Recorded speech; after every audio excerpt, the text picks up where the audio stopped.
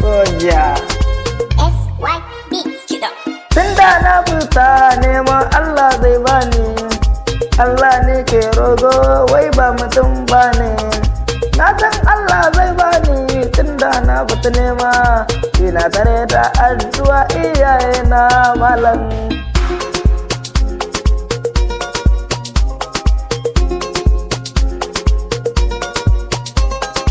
Mu nema muke malam mu dinga yin istighfari, domin Allah zai gafarta zunubin mu ne. Allah zai ba mu komai idan muka roga, mu daga hannayen mu to mu rogi Allah ne. Allah zai ba mu idan muka roga, komai muke bukata to mu miƙa wa Allah.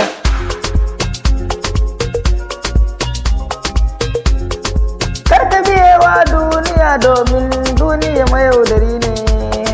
Karka zama bawan mutum ka zama bawan Allah, dan cika ke bautatawa ba mutum bane malam.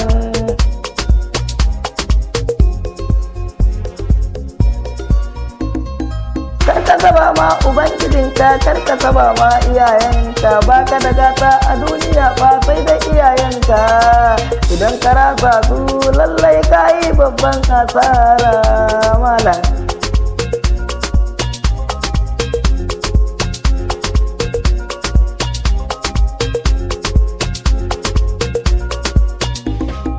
Ka yi girma ne ka mallake hankali, domin babin da zai gagare ka nan gaba.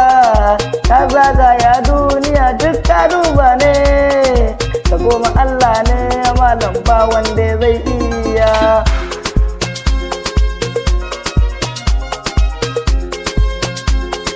Ni ma na yi girma, na yi hankali, na yi tunani, na zagaya duniya, na duba ko'ina. Yanzu na yi girma, na mallake hankali, na rike iyayena, duk abin da suke so ni zan musu, saboda in rabu da su lafiya, kar in gamu da bikin ubangiji na malam.